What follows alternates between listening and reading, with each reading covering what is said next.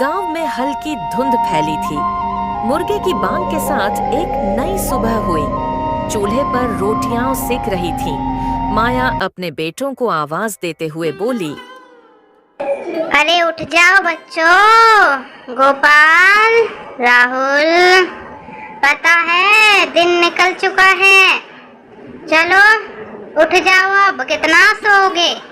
राहुल गोपाल जग गए, पर राहुल कुछ उखड़ा था। अरे मैं तुम दोनों को कितनी देर से आवाज लगा रही हूँ, पर तुम दोनों तो सुनते ही नहीं हो। ऐसी भी कैसी नींद कि आधा दिन निकल जाए और आँख ना खुले।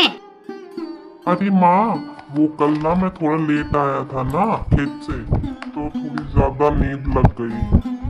माफ करना माँ, आगे से समय अनुसार उठा करूँगा ताकि खेत में समय अनुसार काम कर सकूँ। क्या माँ रोज सुबह सुबह उठा देती हो? थोड़ा तो सोने दिया करो। अरे बेटा, बिना मेहनत किए पैसा हाथ में नहीं आता। पैसा के लिए तो मेहनत करनी ही पड़ती है। हाँ, सबका तरीका अलग होता है मेहनत का, पर करते लोग मेहनत हैं। अब तो अपने बड़े भैया से ही देख ले, मेहनत करता है तभी तो आज तक यहाँ पे आया है। अरे माँ, ये सब पुरानी बात है, ऐसा कुछ नहीं होता, सब दिमाग का खेल है।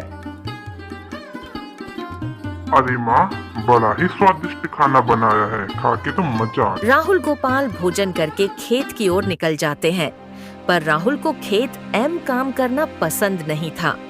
वह हर थोड़ी देर बाद जाके पेड़ के नीचे बैठ जाता। गोपाल बोला, अरे अरे राहुल, तू फिर आके बैठ गया। थोड़ी देर काम करता नहीं है कि फिर आके बैठ जाता है। अरे ऐसे कैसे चलेगा? खेती नहीं करेंगे तो खाएंगे क्या और बचाएंगे क्या? भैया थोड़ा थक गया था तो सोचा थोड़ा आराम कर लूं, थोड़ी देर में फिर से काम करने लग जाऊंगी। गांव की चौपाल पर भीड़ जमा थी। सरपंच तेजपाल सबको कुछ बता रहे थे। गांव के मंदिर से चांदी की घंटी चोरी हो गई थी। लोग गुस्से में थे। शंकर चाचा तंबाकू मुंह में दबाकर बोले, सरपंच बाबू, अगर ऐसे ही चोरियां होती रही गांव में तो जीना मुश्किल हो जाएगा। कुछ करोगे या नहीं? हम ये तो सही कहा, कोई जान पहचान का है, पर कौन? मुझे सुरक्षा बढ़ानी होगी और उस चोर को भी पकड़ना होगा। रिंकू हंसते हुए बोला, मेरे को तो लग रहा है राहुल भैया ही होंगे।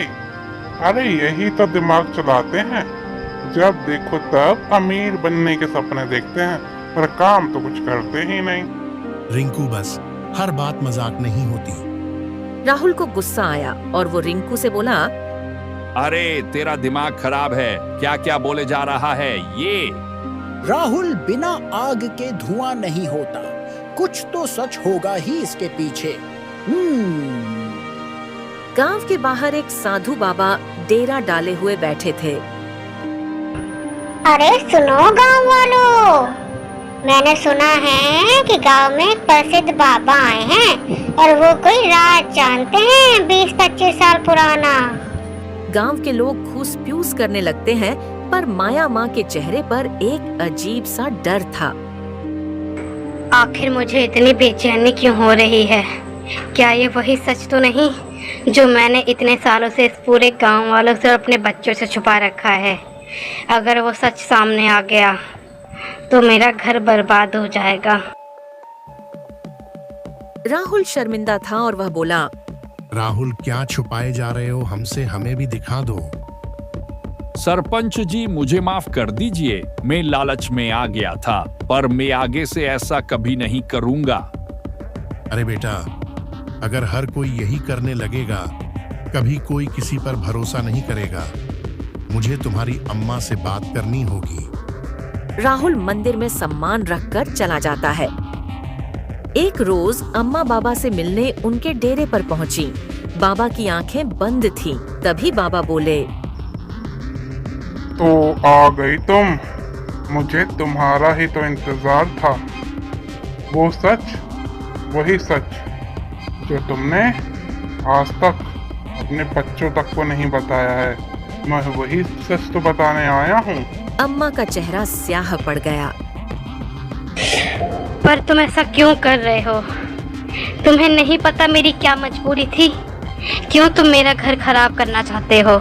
जहाँ से आए हो वहीं लौट जाओ और किसी को मिलना नहीं इस गांव के लोगों से। प्लीज चले जाओ यहाँ से।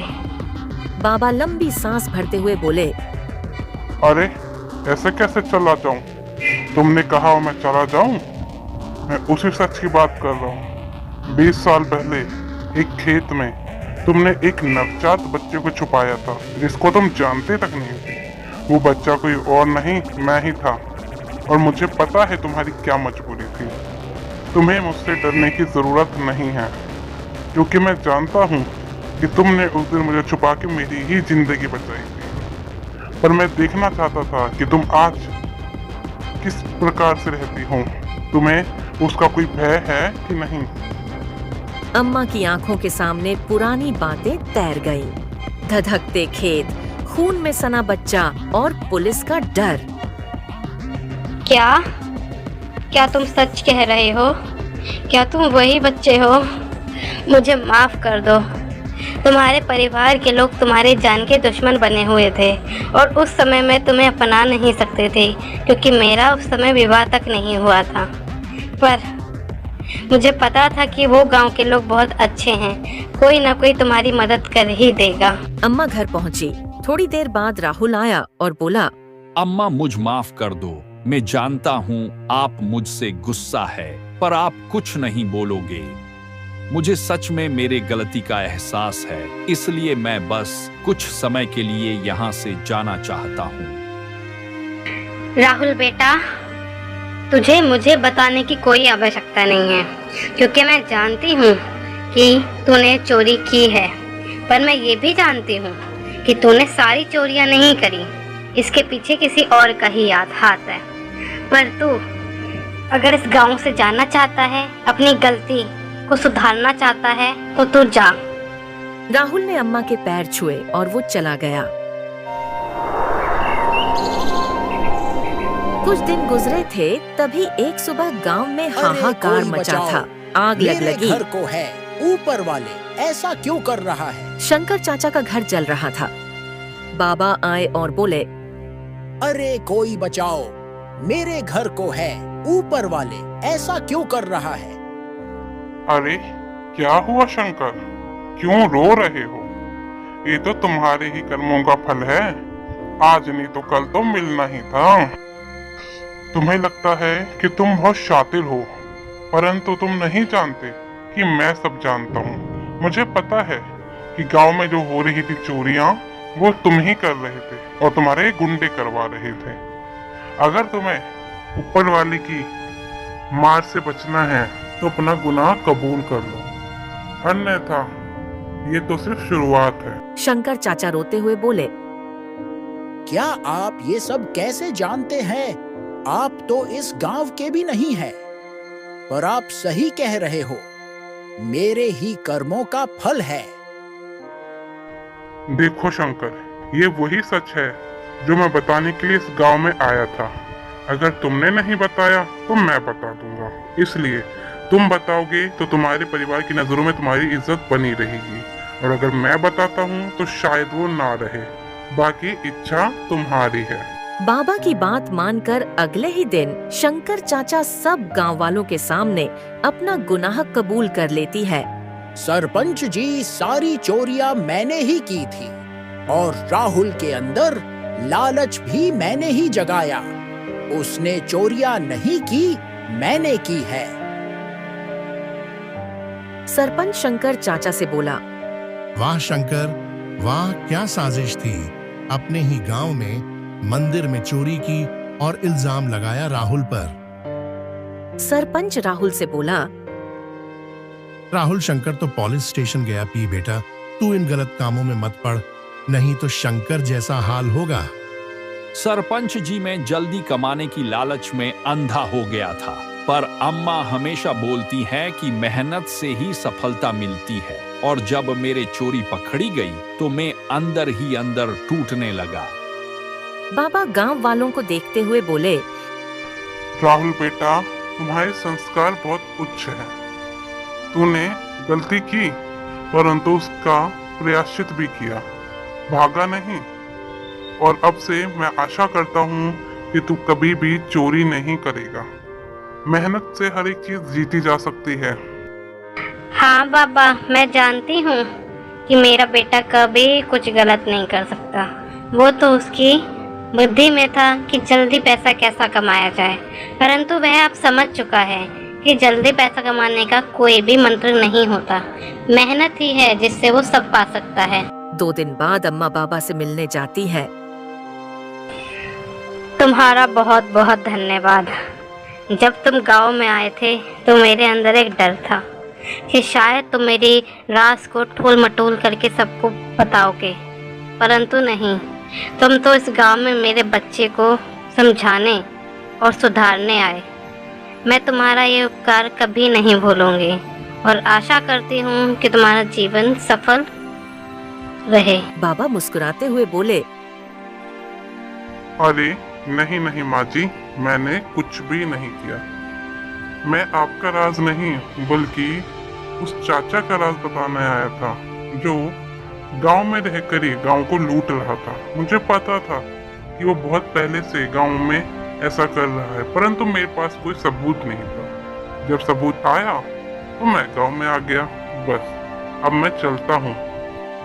अम्मा बाबा को शुक्रिया करती है। तुम्हारा बहुत बहुत बहुत बहुत धन्यवाद बेटा, और मुझे माफ कर देना। फिर बाबा वहाँ से चले जाते हैं। राहुल अब खुशी खुशी काम करने लगता है बिना किसी लालच के। गोपाल और अम्मा राहुल को काम करता देख काफी खुश होते हैं। माँ, अब मैं आपकी तरह ही बनूंगा, आपके आदर्शों पर चलूंगा भैया की तरह। अरे हाँ माँ, अब तो राहुल बड़े ही शिद्दत से काम करता है। आधे से ज्यादा काम तो खेतों का यही कर देता है। पहले मुझे इसे 10 बार बुलाना पड़ता था, अब मुझे अरे इसे 10 ये बार तो बुलाना बहुत पड़ता अच्छी है। बात है कि मेरा बेटा सुधर गया।